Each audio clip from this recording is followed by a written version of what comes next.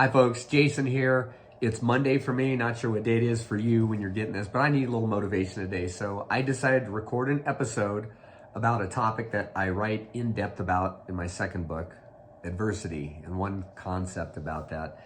I'm a speaker on mostly adversity, resilience, and success, and I really focus on helping people and organizations achieve their peak performance and truly achieve the unimaginable. I got my start in this strange field by running across the United States and on a shoestring budget in the midst of a depression, and wrote a book about that. It's called Running into the Dark. I have a degenerative eye disease, and there's a whole story there. But I've learned a lot about how people encounter adversity, how we go through it. There's actually a process for that. That was why I wrote this second book. But today I want to talk to you about a passion that I've developed since that transcontinental run, and I wanted to learn to play the piano. And I'm mid-50s, so that was a little bit of a daunting task. I'd never really taken music lessons. I played snare drum as a kid for like a semester when I was in elementary school. Really didn't know how to read music, really can't see music to learn how to read it. But my oldest daughter had started playing the piano.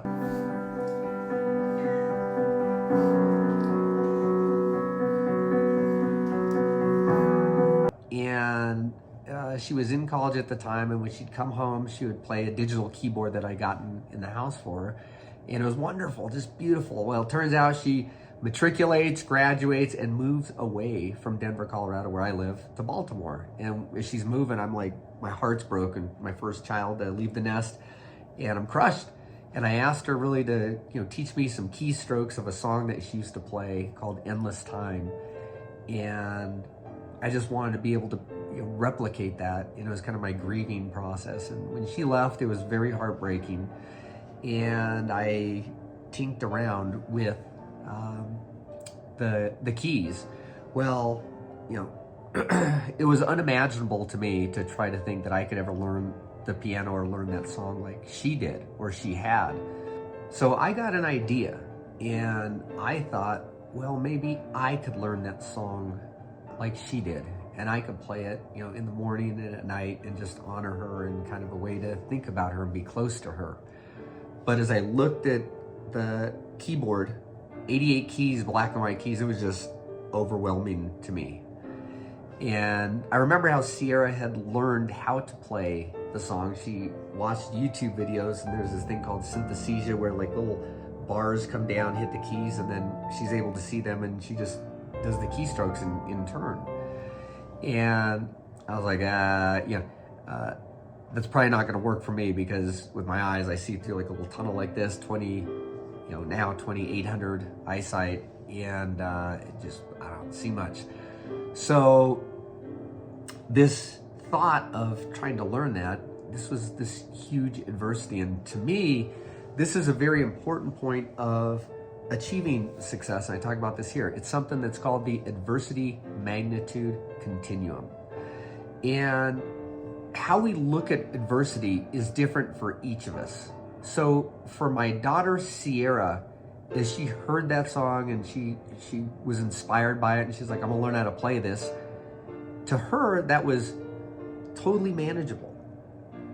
Well, I'm a different person, and I heard her play it, and I thought about trying to learn it the same way that she did. I had the same tools, same access to information. To me, that adversity was overwhelming.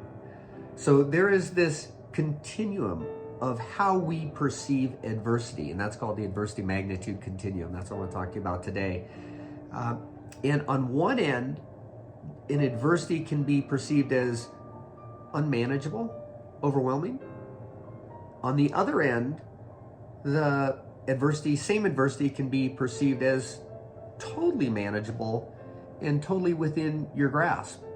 And two people can look at the exact same situation and have two totally different circumstances. Does it mean that it's different for different people? There's a whole process for how you achieve your dreams in here, and I tap through to other videos to see that. But I firmly believe that absolutely everything and anything is possible. When we confront the adversity associated with achieving our dreams, we definitely all encounter this adversity magnitude continuum. I'm giving an example of trying to learn how to play a song on the piano here. This applies to everything though. This could apply to being involved in a long-term committed loving relationship. That could be something that's totally overwhelming or something that's totally manageable, something totally doable. It could be finding another job. That could be totally overwhelming or it could be totally manageable. It could be running a marathon. That could be totally overwhelming, totally manageable. It could be getting a degree or pursuing a course of study. That could be totally overwhelming or totally manageable. Different people have different perceptions, and actually the same person can have a different perception of that exact same situation. So that's a very important piece of the puzzle of trying to achieve your dreams and achieve peak performance. When you're confronted with that initial adversity, because I can guarantee you that if you have a dream you're going after, you're going to have adversity associated with it. If you're trying to run a marathon, it could be getting out that door to, get those miles for training and in difficult weather. Right now in Colorado, it's below freezing. We had a snow last night, and I did take the day off running. I have a marathon coming up this weekend, so I call this my taper. But there's always adversity that we're confronting every day, and it's really interesting. And that's an important piece and a thing that you have control over. We don't have control over many things. We don't have control over that adversity, whether it's going to be in front of us or not, need to be overcome or not, because it's there. What we do have control over, however, is our perception of that adversity. So coming back to this example of trying to learn this song, it's called Endless Time, that my daughter had played, I got in my head, okay, I've written a book on how to do this. I'm feeling like this piano, learn how to play the song is totally overwhelming. I need to change my thought around and re-engineer my thought. That's another piece of the success cycle. I'll go over in another episode, another YouTube episode. But I went through that process and changed that thought, which changed the emotion, changed the behavior. And I re-engineered my thought to think, okay, this is manageable. Learning this song and learning how to play this instrument is within my grasp, and I can do this.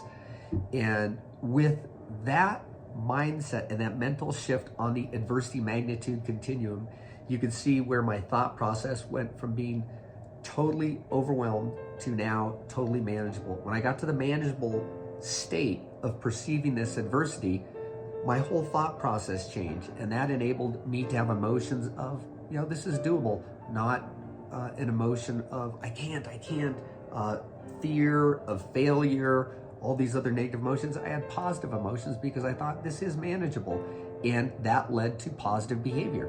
And I did grab these YouTube videos, asked Sierra for some more keystrokes, got sheet music, kind of figured out how sheet music works, expanded it, retranscribed it, took hours and hours and hours of learning note by note by note by note repetition, and consistently worked on that piece.